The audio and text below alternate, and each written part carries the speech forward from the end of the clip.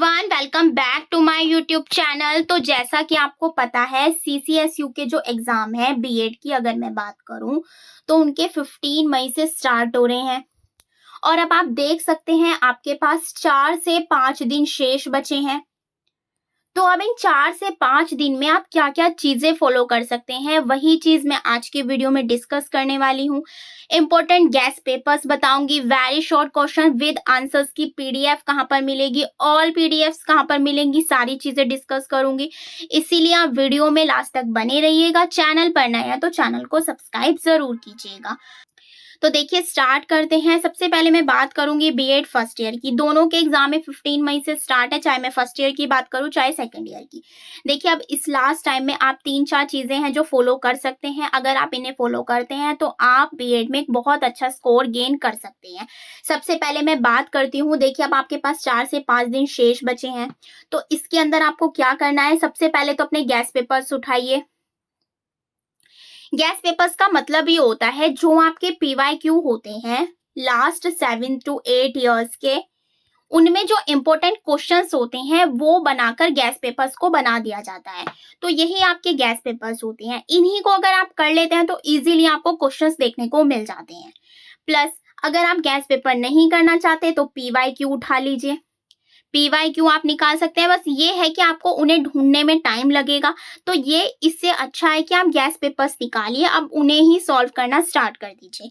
बस ये चीज कर लीजिए। इसके अलावा आप क्या कर सकते हैं, सेकेंड थिंग इज, अब आपके पास जो ये 4 से 5 दिन शेष रह गए इसमें आप लिख लिख कर पढ़ाई कीजिए, क्योंकि आपकी जो कॉपी होती है वो 28 पेजेस की होती है जिसे आपको कंप्लीट फिल करना है। देखिए एक अच्छा स्कोर गेन करने के लिए कंप्लीट पेज का फुल फिल करना बहुत ज्यादा जरूरी है। मैं ये आपसे बार बार कहती हूँ, इसीलिए प्लीज इस बात पर मेरी फोकस जरूर कीजिएगा। आप लिख लिख कर पढ़ाई कीजिए। अब जो भी आपके पास डेज शेष बचे हैं आप जितना लिख सकते हैं लिख कर पढ़ाई कीजिए।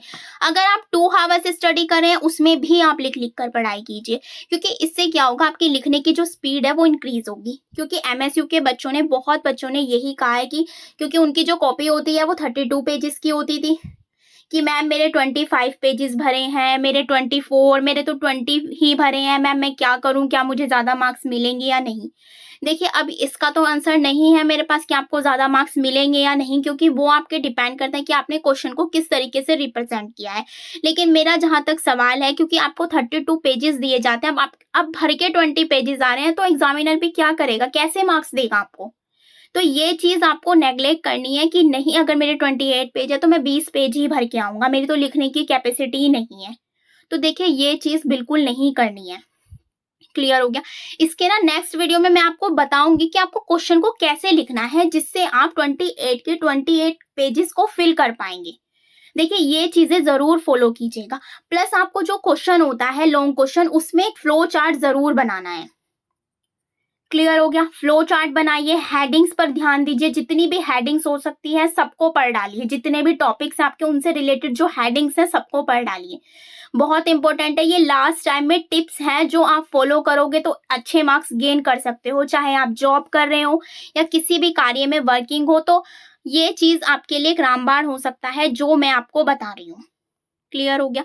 अब बात कर लेते हैं गैस पेपर की, जो आपको छोड़ने नहीं है, करने ही करने हैं। अब ये जो 4 से 5 दिन शेष रह गए हैं उनमें अब देख लेते हैं। पहले मैं बात कर लेती हूँ बीएड फर्स्ट ईयर की, जो उनका फर्स्ट सब्जेक्ट होता है। फर्स्ट होता है उनका कंटेम्प्रेरी इंडिया एंड एजुकेशन, यानी कि समकालीन भारत और शिक्षा। क्लियर हो गया। अब देखिए ये लॉन्ग क्वेश्चन दिए हुए हैं मैंने। अब पहला क्वेश्चन देख सकते हैं आप, वुड का घोषणा पत्र आलोचना कीजिए। अब आप सोचेंगे कि बस वुड का घोषणा पत्र लिखना है, नहीं, इसके बारे में सबसे पहले आप डिटेल में लिखेंगे, जिसे हम बोलते हैं अर्थ, यानी ये कहाँ से आया, कहाँ से स्टार्ट हुआ, सारी चीजें आप लिखेंगे। या आप अवधारणा भी लिख सकते हैं स्टार्टिंग में। अवधारणा और अर्थ एक ही होता है, कंफ्यूज नहीं होना है। इसके बाद अगर कोई डेफिनेशन दे रखी है तो फिर आप परिभाषा लिखेंगे। ये नहीं है बस वुड का घोषणा पत्र लिखा और आप स्टार्ट कर दिया, एक पेज भरा, मैम हो गया हमारा, तो हुआ ही नहीं। क्लियर है। परिभाषा के बाद आप लिखेंगे फिर बोर्ड के घोषणा पत्र में जितनी भी हेडिंग्स हो सकती हैं या पॉइंट्स हो सकते हैं उन सबको लिखना है। मैंने ना आपको फ्लो चार्ट भी बताया है कि आपको फ्लो चार्ट को कैसे बनाना है। 3-4 मैंने आपको डेमो भी दिए हैं, उन्हें आप जरूर देखिएगा। ये स्क्रीन पर वीडियो शो हो रही है, इसे देख लीजिएगा, फ्लो चार्ट पता चल जाएगा कैसे बनाने हैं। जो नए बच्चे हैं उन्हें भी पता चल जाएगा और जो बनाते हैं उन्हें भी पता चल जाएगा। क्लियर हो गया? तो ये जरूर कीजिएगा। फ्लो चार्ट जब आप बना लेंगे, देखिए सबसे पहले मैंने आपको क्या बताया था, अर्थ, परिभाषा प्लस जो भी आपने हेडिंग्स की होंगी उसकी सहायता से आपको फ्लो चार्ट बनाना है। अब जो ये हेडिंग्स आपने फ्लो चार्ट में इंक्लूड की थी, इस तरीके से आपने फ्लो चार्ट बनाया होगा। फ्लो चार्ट में जो भी आप ये हेडिंग्स लिखते हैं ना, इन्हीं हेडिंग्स को आपको दोबारा से लिखना है और इसके बारे में 3-3 लाइनें एक्सप्लेन करनी है। क्लियर हो गया? आप जैसे अगर आपने हेडिंग लिखी है, मान लीजिए आपने 10 हेडिंग्स लिख दी, तो अगर आप 5 भी एक्सप्लेन कर देंगे ना तो कोई प्रॉब्लम नहीं है, एक्सप्लेन आप इजीली कर सकते हैं। क्लियर हो गया? और लास्ट में आपको एक चीज नहीं छोड़नी है जिसे हम बोलते हैं कंक्लूजन, यानी कि निष्कर्ष। ये आपको लिखना ही लिखना है। जो भी आप क्वेश्चन लिखते हैं उससे रिलेटेड जो भी आपका निष्कर्ष हो सकता है, जो भी आपने ऊपर लिखा है उसे आप निष्कर्ष में लिखेंगे। 4 से 5 लाइनें दे देना इनफ है, थ्योरी वे में लिख सकते हैं, जरूरी नहीं है पॉइंट में लिखना है। क्लियर हो गया? निष्कर्ष की बात कर रही हूं मैं। ये चीज आपको अपनानी है, एक लॉन्ग क्वेश्चन लिखने का ये तरीका है। बाकी मैं नेक्स्ट वीडियो में बिल्कुल लिख कर दिखाऊंगी आपको कैसे लिखना है पेपर में। ठीक है, अभी आप फिलहाल गैस पेपर देखिए, मैंने आपको क्वेश्चन बता दिया कैसे लिखना है।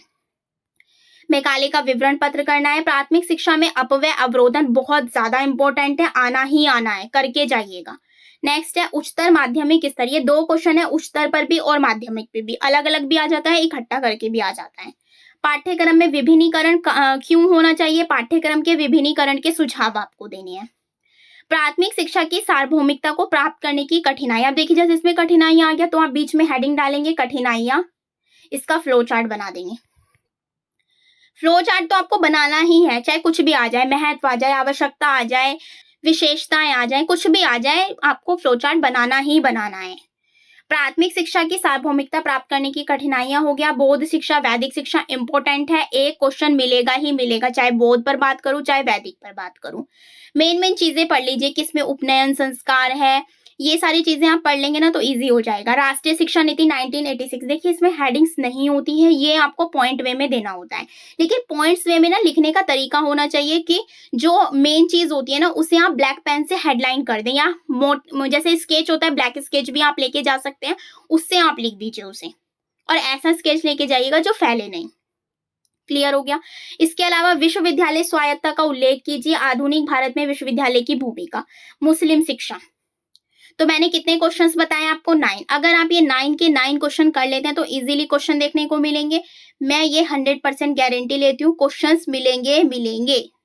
क्लियर हो गया? ये जरूर करके जाइएगा। अब देखिए शॉर्ट क्वेश्चंस आप देख सकते हैं, अगर आप देखेंगे ना, और इसकी जो पीडीएफ है मैंने अपने टेलीग्राम पर अवेलेबल करवाई हुई है, टेलीग्राम का लिंक आपको कम्युनिटी पोस्ट पर मिल जाएगा। क्लियर हो गया? अब मैं पढ़ूंगी नहीं, आप देख सकते हैं।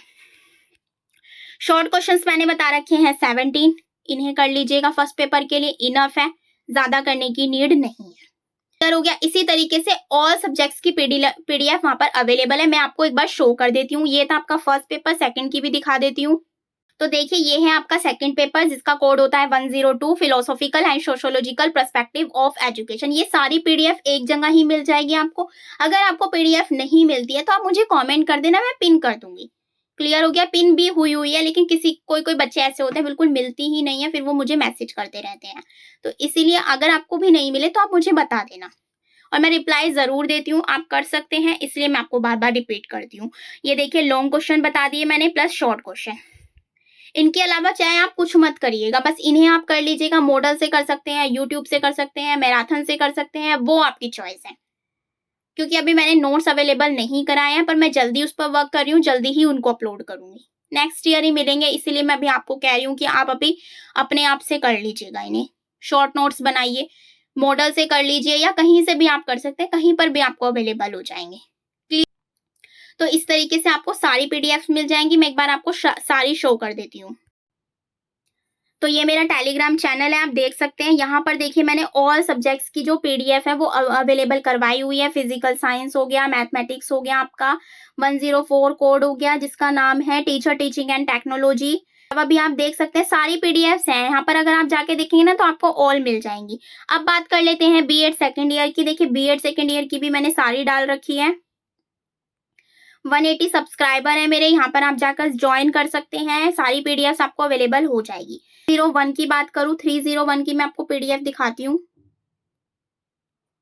301 जो कि आपका फर्स्ट सब्जेक्ट होता है, जिसका नाम है क्रिएटिंग एन इंक्लूसिव स्कूल। ये बीएड सेकेंड ईयर की मैं बात कर रही हूँ। देख सकते हैं आप भी लॉन्ग क्वेश्चन।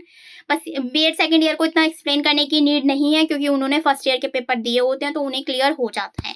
तो ये लॉन्ग क्वेश्चन है, गैस पेपर के समझ सकते हैं आप। इसके अलावा अगर आपको PYQ भी चाहिए ना, वो भी मेरे टेलीग्राम पर अवेलेबल है, जाकर देख सकते हैं। इनफ है, अगर 3 ईयर्स के भी आप कर लेते हो तो इनफ है, क्योंकि मैंने देखा है 2024 का जो पेपर है वो रिपीट हुआ है 2025 में MSU में। इसीलिए बिल्कुल भी नेग्लेक्ट मत कीजिएगा, जरूर करके जाइएगा। एटलीस्ट 2024 के तो पेपर करके ही जाइएगा, क्वेश्चंस रिपीट होते हैं और ये शॉर्ट क्वेश्चन है, आप देख सकते हैं।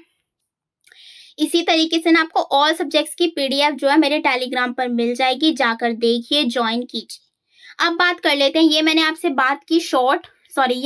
बात की लॉन्ग प्लस शॉर्ट की। देखिए इसके आंसर्स मैंने आपको नहीं बताए हुए हैं, ओनली क्वेश्चंस अवेलेबल करवाए हुए हैं। लास्ट 7 ईयर्स के हैं, अगर आप इन्हें कर लेते हो तो इनफ है, कोई कुछ और करने की नीड नहीं है। अब बात कर लेती हूँ वेरी शॉर्ट क्वेश्चंस की। ये मैंने आपको लास्ट 7 ईयर्स के विद आंसर्स कवर करवाए हुए हैं। इसकी PDF भी टेलीग्राम पर अवेलेबल है, मैं एक बार आपको शो कर देती हूँ ताकि आपको कोई भी कंफ्यूजन ना हो। क्लियर हो गया? दिखा देती हूँ मैं एक बार।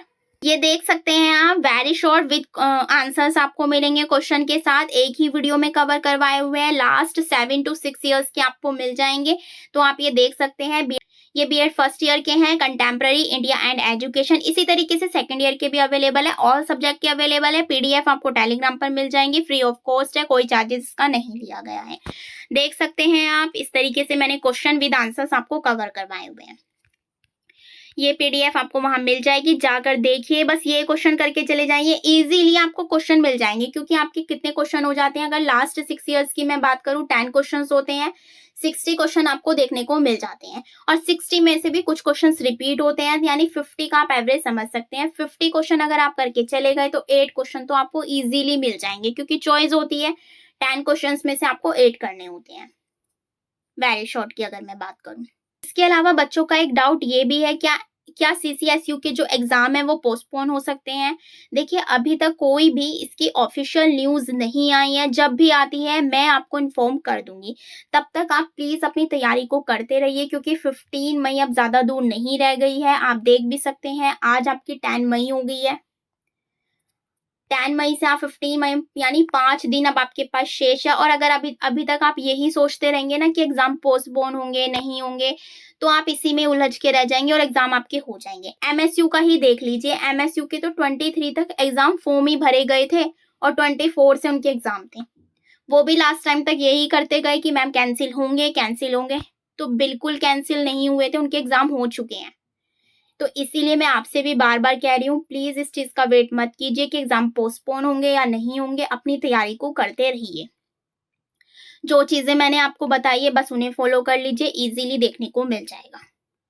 कोई डाउट हो तो आप कमेंट में पूछ सकते हैं। क्लियर हो गया? अब आगे बात कर लेते हैं। तो सारी चीजें मैंने आपको क्लियर कर दी है, तो ये जरूर करके जाइएगा। बता दिया है, PDF जो है टेलीग्राम पर मिलेगी, टेलीग्राम का लिंक आपको कम्युनिटी पोस्ट पर मिल जाएगा। क्लियर हो गया? अगर फिर भी आपकी कोई भी क्वायरी रहती है तो आप मुझे नीचे कमेंट कर सकते हैं, मैं उसका रिप्लाई आपको जरूर दूंगी। आई होप वीडियो आपके लिए बहुत ज्यादा हेल्पफुल हो, तो प्लीज वीडियो को ज्यादा से ज्यादा अपने फ्रेंड्स के साथ शेयर कीजिए, लाइक कीजिए, कमेंट कीजिए। Thank you.